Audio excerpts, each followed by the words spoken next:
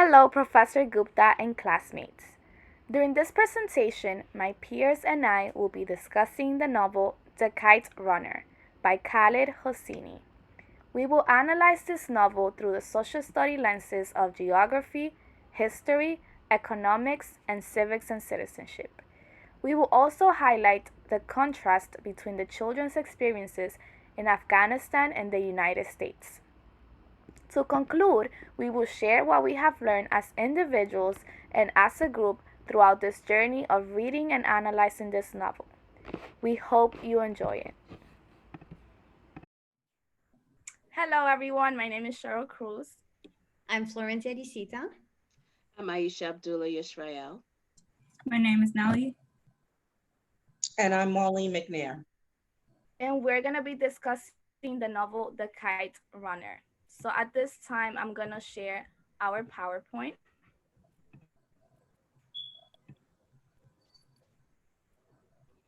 And we're going to start with geography. So geography in the book, the physical geography is the story is set in the country of Afghanistan, which is in Asia. The weather for the children growing up in the story is very similar to the one we're experiencing in New York, which has seasons, very different seasons. And for example, so it has snow in the winter and hot summers. The thing that is a little bit different for the children growing up in Afghanistan is that they have a winter break instead of having the summer one. So they can enjoy the snow and stay cozy and home. Definitely, and to follow up with what Florencia said, something about this book is the highlight of the winter. Like she said, we see that the kite fights happen in the winter, and this is a special time for the main character, Amir. Something else about the geography that's important to this novel are the traveling that occurs.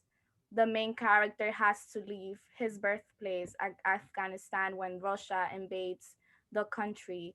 And later on, we see that he returns to his birthplace for redemption. So, something very important is the traveling to the birthplace and the importance of the motherland, and also communications. We see that when they're children, they communicate through word of mouth. It's a very small town, so they all know one another. They have trust in one another. So that's the main form of communication. But as the main characters immigrate to the United States, we see a presence of phone calls and exchange of letters between the characters in the book. And to follow up, Cheryl, also the author in the at the end of the book, he mentions how the Afghanistan has changed compared to his childhood. So he reflects a lot back, like he makes a connection that things aren't the same anymore. So and he also compares it back to the U.S. how things are different between back home and the U.S.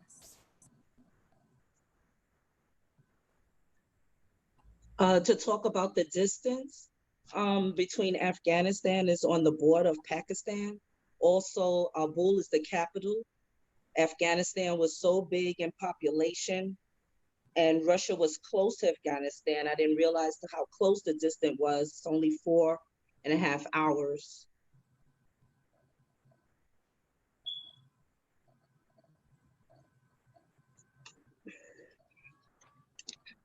Okay, we're gonna move on to history. The history between Russia and Afghanistan was December 1979. The Soviet Union invades Afghanistan under the pretense of upholding the Soviet Afghan Friendship Treaty, which it wasn't a friendship treaty. They invaded because they wanted to take control, both politically and historically. And Afghanistan and Pakistan, two neighboring countries, share a deep historical history link. They both declare themselves Islamic and Republican. And to continue with what Marlene was saying, all the invasions and the presence of new oppressions in the country of Afghanistan, we see throughout the book how this sense of new people and new culture changes the community and the neighborhood. At the beginning, we see this powers come into Afghanistan. We see that the place changes completely from what it was before. So we see that nature changes. The Soviets cut the trees down. We see that everything is in ruins. Houses are abandoned. So this history between these different countries and the invasion to Afghanistan is very important to the characters in the book. Something else that I wanted to mention is the intergenerational interactions and experiences between the characters. We see how the father and son relationship is very important. Family is very important in this book. We see many instances where the actions of the characters are a reflection of who they are and who they were raised by. And also to We piggyback on what my colleagues were talking about. So the history of Afghanistan and the culture is very present in their life, and it's keep going present even before with all the changes that happen. So all the changes, as you were all saying, like really affected the character's life. And as Amir and his father moved to the United States, they keep on with their traditions and cultures. So the weddings and the way of doing things between people from the same country remain very important to them. and we learn that other people that they meet in the United States also keep the culture and the way of life.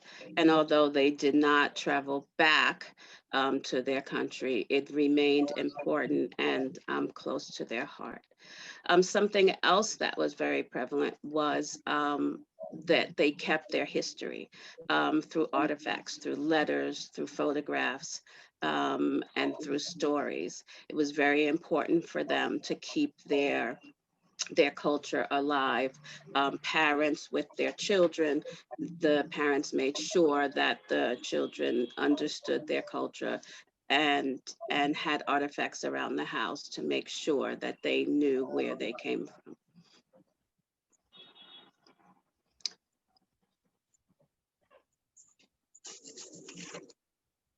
Okay, we're gonna move on to economics.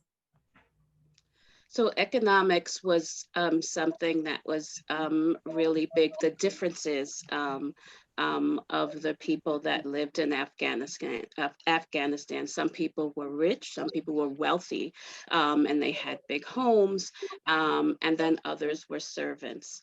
Those that were wealthy, their children, they passed that wealth on to their children. Their children were able to go to school. Their children had other opportunities, but those children of servants could not go to school and could not and did not have opportunities because of their parents, because they were born to parents who were servants. So they weren't able to rise up out of that servitude. They were forever servants. Um, and immigrants have to do the manual labor in the United States when the main character and his dad moved to the United States, they realized that it was immigrants that did manual labor. So they lived two lives in Afghanistan. They were wealthy, but as they moved around neighboring countries in Afghanistan and then eventually to United States, they they lived a very different life and had to take um, support, although the dad did not want to, but they needed support and they needed help. And their jobs were not as important as they were in Afghanistan. And just to give concrete examples, for example, Amir, the main character, mentions how he would go to school, but Hassan, his servant, would stay home and do the house clean, and he couldn't even read. So that's how unfortunate it is that because he's a servant, he's not allowed to go to school, so he doesn't have that education. And he would ask Mhm. Amir to read for him because he couldn't read. So, but towards the end, Hassan learns how to read Sweet. and write, so he's able to write Amir letters and things like that. Yes. So we see how they evolve Mhm. throughout. And Hassan felt like it was very important. So when he bore a son, he made sure that his son knew how to read. And because he knew how he felt when he didn't know. So he knew, he made sure that his son knew how. And Right. And touching back on the economics, you know, and when they were living in Afghanistan, Amir's dad had the nice house and car and his own business and all that. But then um, when he felt unsafe for him and his son, and they moved to California, they they had an apartment. They didn't have the big house and like they had in Afghanistan, but it, for feeling safer, that was okay with them as long as him and his son was safe.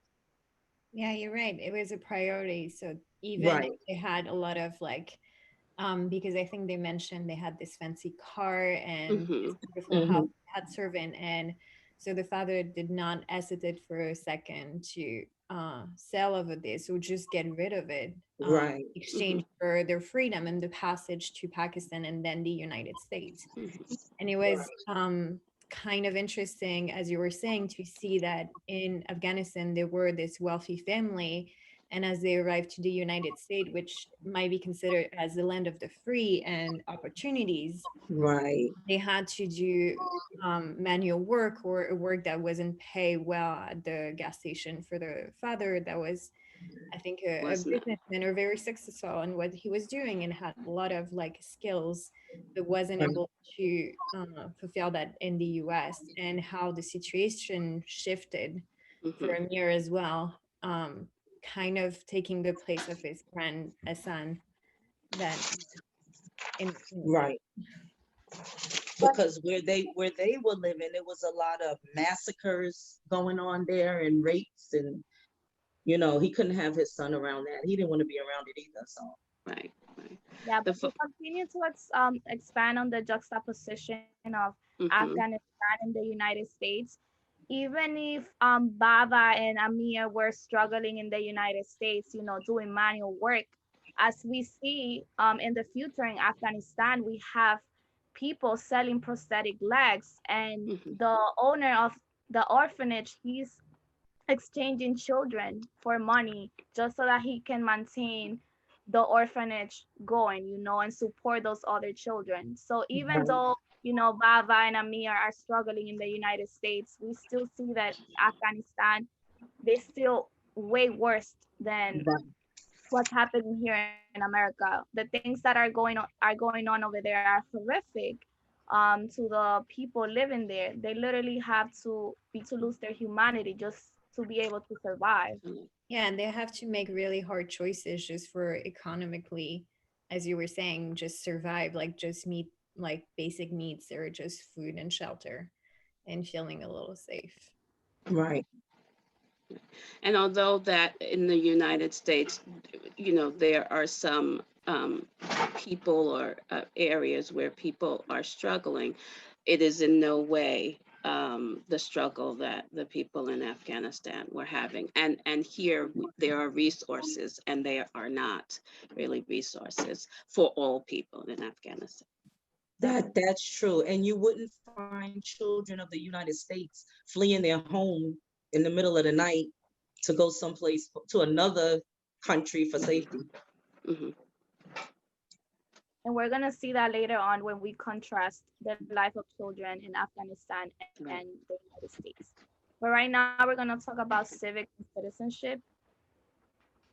but at the beginning of the book, it mentions how Russia, how the country was a monarch, and it also mentions how Baba was born that same year. Um, and then in 1979, Russia invaded. So that's when they started to see more uh, uh, people fighting each other, creating riots, and so it's they start Hassan and Amir hear the word republic for the first time, so they start to question, and they things are gonna get worse for them. Like everything that they know before is gonna change. Regarding the immigration, so in this book, we see how difficult it is sometimes for people that are struggling just to flee to safety. So for Baba and Amir, at the beginning of the war and the invasion, they traveled to Pakistan, and then so they were met with a lot of hardships, and they had to travel with other people in a fuel tank, and some didn't survive. So it was the risk they had to take to go to a country that will allow them to be free and more safe, and not to feel oppressed.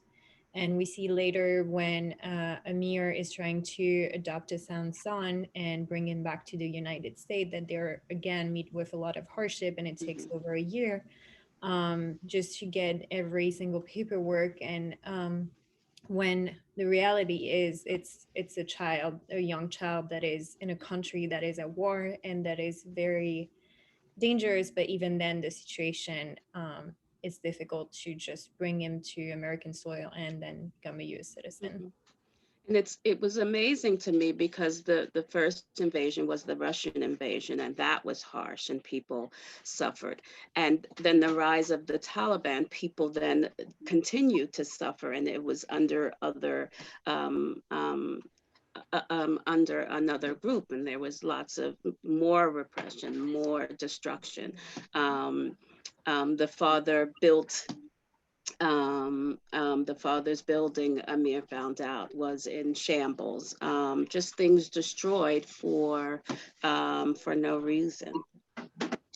What's interesting to me is the fact that Baba is willing to leave his country where he has a life, where he has built everything, just because he just doesn't agree with the idea of his country being ruined physically and ideologically by communists.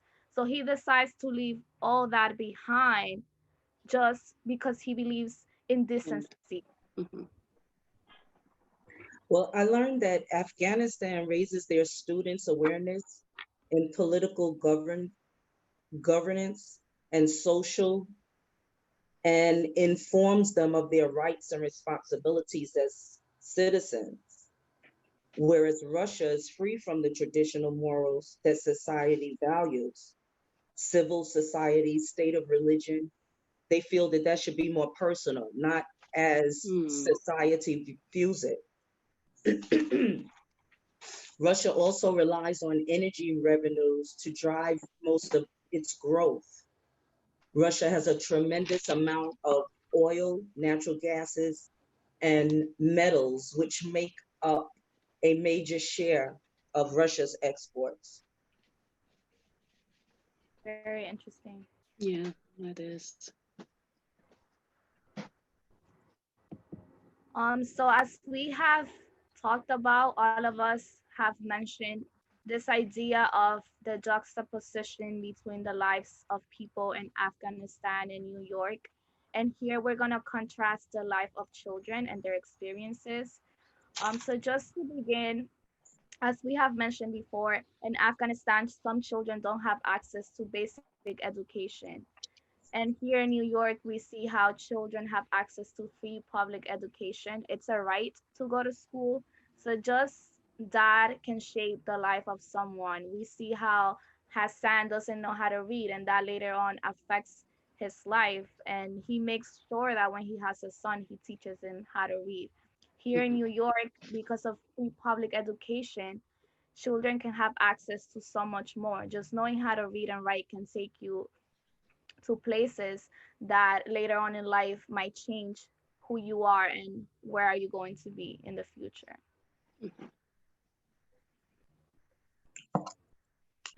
What I Um, think was a little bit similar was, I mean, as for New York and Afghanistan, it seems like the children are kind of free to roam around and discover their neighborhood. And in some extent, like not exactly, but New York, maybe I see some group of children going in the street, going in Central Park and discovering that it's more present, I feel, in Afghanistan, where they have Mm, the freedom and independence. And it's kind of, as Sharon was saying earlier, it's this very close community. And I feel like everybody kind of know each other.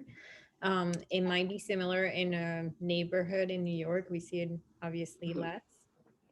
mhm, And as you were saying, like children don't have the same access to education, and some were also like working, when here in the United States and in New York, we have laws to protect like child labor and right, to protect their rights right, and safety in general. right. and to One thing piggyback that off was of, in, go ahead, Marlene. I'm sorry, Aisha, go ahead. No, no, it's okay. I was just I was just gonna quickly say, I'm sorry, Marlene. I was just gonna quickly say that children, that it seemed like, you know, here, if you grow up and your parents do not have, in the United States, if you grow up and your parents um, um, do not are not wealthy, you yourself through schooling and through other opportunities can become wealthy. But in Afghanistan, it seemed Hassan's father was a servant and Hassan was a servant, and he was not, he could not come out of that. And that was interesting to me. Marlene, thank you for letting me. Oh, no problem. I just wanted to piggyback off of what Florencia said, that the like the children didn't feel safe where they live, as I had mentioned before. Whereas here, I think the children feel safe as long as mom and dad, or mom or Mm, dad, are there. It doesn't matter if they live in a shelter, it doesn't matter where they live. If their parents are there or a parent is there, they feel safe because that's where their parent is. And I feel like these boys didn't feel safe where they were, even though they had their dads there. I feel like they didn't feel like they belonged. And I feel like the children in New York feel more of a belonging. They feel more like they belong. And again, with the fleeing of the home, you don't find children in the city, run into another country in the middle of the night, as the Amir had to. mhm, They And didn't feel safe. mhm, so some contrasts that I see were from the children from Afghanistan. Unfortunately, because of the whole situation of suppression, a lot of children were exposed to violence and wars, and all that trauma affected them personally. So, for example, Hassan, he was raped, and nobody knew until he was able to tell his father. And even Amir saw what happened and he stayed quiet. He didn't reveal what had happened to him. Also, one of the uh, persons that helped Hassan get raped also got raped along the book. So it was like that constant insecurity and that lack of freedom for the children was there. And compared to New York, there might be cases that happen, but there are always resources and there's things that can be done to help that family or that child. But and there's also like laws that can help um, get that person whoever harmed the child. So there's always that there's that strong That's support true. for parents yeah. and That's true, because he kind of like sucked it up like it happened, and I'm not going to mention it again. yeah. It was Yeah, normal, seemed normal, like it was Right, just right. something that, yeah. It's something I went through, and it's over now. Hmm. yeah. And Yeah. to end this slide in a more or less positive note, Something else to highlight is the difference in the children's interest when it comes to like hobbies and games they played. Here in the United States, we see lots of technology, lots of basketball, baseball, those type of games. And in Afghanistan, we see that the most precious thing for a child is to get a kite and to be able to compete in a kite fight or run for a kite. So just a juxtaposition between, what kind of toys children play with and what kind of pastimes they have. Flying a kite, you can be flying a kite for a whole day, but here in the United States, we have games that are, small in the amount of time that we play, Mhm. or even if with the connection with the environment, when you're flying a kite, you're outside, you're feeling the wind, you're looking at the sky. Here in the United States, we see lots of games that are played at home, lots of TV, lots of technology. So that difference was also something interesting to me. That Mhm. was interesting. So I don't recall any other game they played. Was there? That was like the highlight of That the was the crowds came to see and cheered them on, and I think they talk about having a TV at some point, and it was like something very fancy to look forward Mhm. to it. Mhm. Yeah, Um, but even in school, all they do is talk about a kite fight. Like going back Right. to school, it's the Right, who won, who competed, right, who got a so kite. So yeah, that was right. It was a real big deal. You didn't hear It anything was about a any ball games or anything. right, right. we're For us, a gonna move on. ball game is for us a ball game is something that's great, but it's that time. But for them, and it's only certain people, but it seemed like it was the whole area that this kite fighting was something that everybody was going to come out for. Right. So we're gonna keep going for a few minutes to talk about the similarities and differences among us. So I was born in Argentina, and when I was about 6, I moved to France. So I wouldn't say it was a similar experience, but I came from a poor neighborhood in Argentina where my parents had 3, 4 different jobs. And so they were raising me while doing their master's degree. When we decided to move to France and our situation changed, so economically we went through changes. Like we became a little wealthier. We found I went to a private school. We so the that and so I had also different languages as the characters in the book. So my first one was Spanish, and then I learned French, and I ended up moving to the U.S. I was born in Harlem, New York. My parents are from North Carolina, both of them. They moved to New York. Mm, ooh, I don't know, the 1950s, and I was born in the 60s. And we lived in Harlem in an apartment building. My mother didn't work. My father worked for transit, and we had to move from that building because it was so old. They were tearing it down, and we moved to the Bronx. My father continued to work for transit. My mother got a job. They bought a house, and things got better Hmm. Hmm. over the years as I grew. Things Right. got better, but they were very strict. They were very strict. I Um, mean, they wouldn't even read stories to me. It's like, don't you know how to read? Well, read the story to yourself. Nowadays we don't do that. When the child asks to read, you read to them. But I turned out okay, I guess. yes, you did. It didn't scar Well, my father was his family is from the South, and my mother's family is from the Bahamas. And a, a large group of the family migrated from came up from the Bahamas and came in to United States through Florida and settled there for a little while. And then it seemed like they moved together in groups, and then they came up to New York City. And it's amazing when my mother talks about the family, because they lived in Harlem, or East Harlem.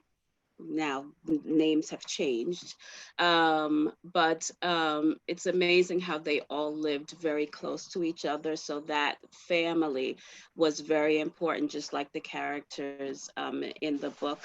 And I could remember growing up and being around family a lot, and doing a lot of things with family, and always having family functions. And tradition was very things that we, often did. So the family got together and did something every year. Those traditions, lived on and have died down since a lot of the elders have died. But tradition is something that I feel was important to the characters in the book. And that is something that I feel like I connect with from the book, because that was with my mother's side of the family. So I was born and raised in the Bronx. Both of my parents are from Mexico, so I consider myself Mexican American. I speak both languages, English and Spanish. I only visited Mexico once, and I only went to a tourist place. So I can't say I actually went back home because I didn't get to see where my parents grew up from. They're from the country, so the country and the city are different. So I haven't had that experience yet. Mm. I'm from the Dominican Republic. I also immigrated here when I was 12. My family and I had a good life back in the Dominican Republic. However, my parents felt the need to come to the United States for the better of us, their four children. They felt that education here was better than in the Dominican Republic. So that's the main reason why we came here. And just to conclude our presentation, as a group working together during this project, we all have learned that besides our cultural differences, we all value family. That's something that we all share and is dear to our hearts. We all share the similarity of our ancestors coming from the motherland, Africa. We also, most of us and our families or our ancestors have experienced some type of immigration, whether it is for one country to another or from one state to another. Some of us come from Latin American and Caribbean countries, and we share similar values and traditions, even if we come from different cultures. And Hmm. lastly, we all believe in the power of education and educating others. I must agree. So thank you. Thank Thank you. It you, was Katie. wonderful working with you all. Thank you. Thank That you. was great. You all too.